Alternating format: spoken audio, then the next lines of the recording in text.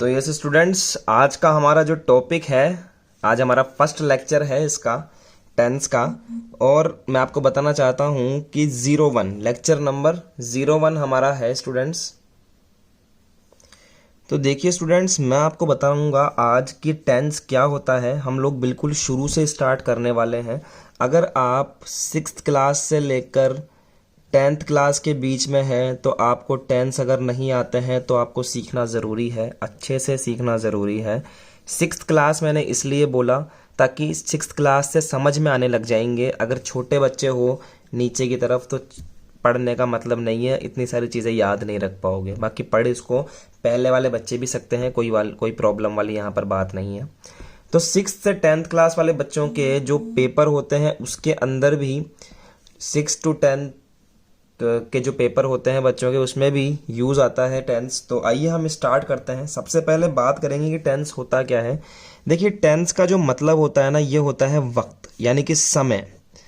जो समय चल रहा है, जो समय बीत गया और जो समय आने वाला है, उसके बारे में बात करना, उसके सेंटेंस के बारे में बात करना ही क्या होता है स्टूडेंट्स, टेंस होता है। मैं आपको बताना चाहूँगा कि जो टेंस होता है वो 3 प्रकार के होते हैं स्टूडेंट्स। आज हम सिर्फ इंट्रोडक्शन की बात करेंगे और आपको इंट्रोडक्शन अच्छे से लर्न होना चाहिए। तो देखिएगा, टेंस जो होते हैं स्टूडेंट्स, ये 3 टाइप्स के होते हैं। These are 3 types, that is present tense,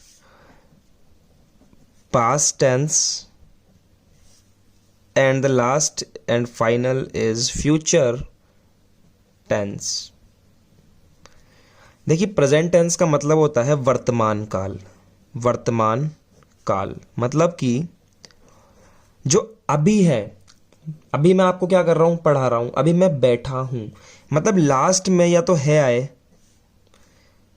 हूं आए, इस तरह के जो वर्ड आ रहे हैं अभी का, उसे आप प्रेजेंट टेंस कहेंगे। पास्ट टेंस क्या होता है स्टूडेंट्स, इसे हम कहते हैं भूतकाल।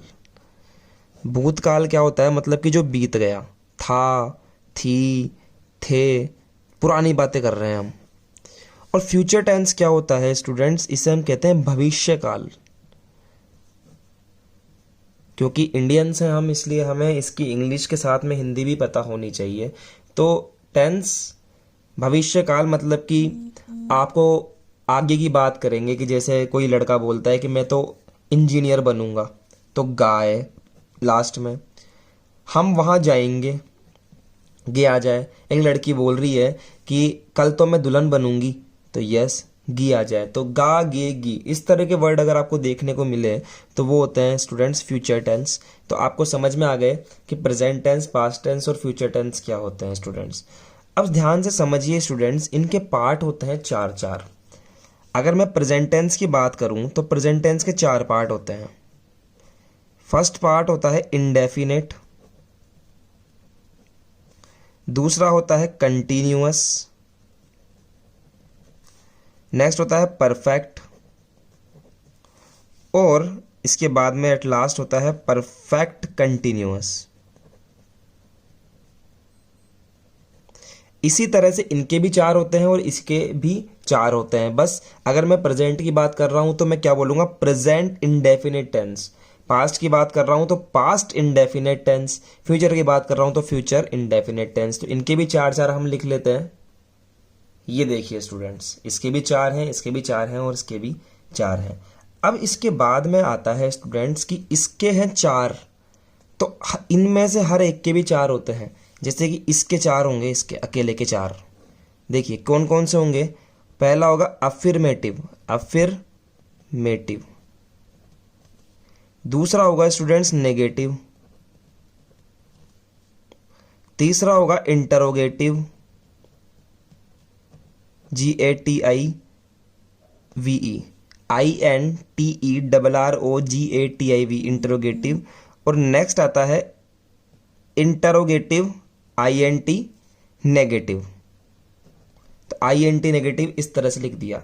वैसे ही इसके 4 पार्ट होंगे, वैसे ही इसके 4 पार्ट होंगे, वैसे ही इसके 4 पार्ट होंगे। सबके 4-4 पार्ट होंगे। कौन से, अफर्मेटिव, नेगेटिव, इंटरोगेटिव और इंट्रोनेगेटिव। ठीक है स्टूडेंट्स, तो ये आपको याद होना चाहिए। एक बार रिपीट कर देते हैं। टेंस जो होता है वो 3 टाइप का होता है, प्रेजेंट, पास्ट, फ्यूचर। प्रेजेंट के 4 पार्ट होते हैं, इंडेफिनेट कंटिन्यूअस परफेक्ट और perfect continuous. Indefinite continuous perfect और परफेक्ट कंटिन्यूअस के भी चार पार्ट होते हैं। फर्स्ट के पार्ट है अफर्मेटिव, नेगेटिव, इंट्रोगेटिव और इंट्रोनेगेटिव। वैसे ही कंटिन्यूअस के भी पार्ट होंगे अफर्मेटिव, नेगेटिव, इंट्रोगेटिव और इंट्रोनेगेटिव। परफेक्ट के पार्ट होंगे अफर्मेटिव, नेगेटिव, इंट्रोगेटिव और इंट्रोनेगेटिव। और परफेक्ट कंटिन्यूअस के भी पार्ट होंगे अफर्मेटिव, नेगेटिव, इंट्रोगेटिव और इंट्रोनेगेटिव। अगर इसके पार्ट है तो क्या बोलूंगा? Present, indefinite, affirmative. अगर नेगेटिव है तो प्रेजेंट, इंडेफिनेट, नेगेटिव। इस तरह से हम लिखेंगे प्रेजेंट इंडेफिनेट इंट्रोगेटिव और प्रेजेंट इंडेफिनेट इंट्रोगेटिव नेगेटिव या इंट्रोनेगेटिव, बात बराबर है। तो हर के चार होते हैं। आप इतना याद कीजिए स्टूडेंट्स। हम नेक्स्ट लेक्चर में मिलेंगे और सबसे पहला टॉपिक हम उठाएंगे प्रेजेंट टेंस, और प्रेजेंट टेंस में पहला टॉपिक इंडेफिनेट और इंडेफिनेट में अफर्मेटिव। समझे स्टूडेंट्स? तो आज के लिए इतना ही। आप लिखिए इन सबको। हम आपसे मिलते हैं नेक्स्ट लेक्चर में। आज के लिए ऑल द बेस्ट।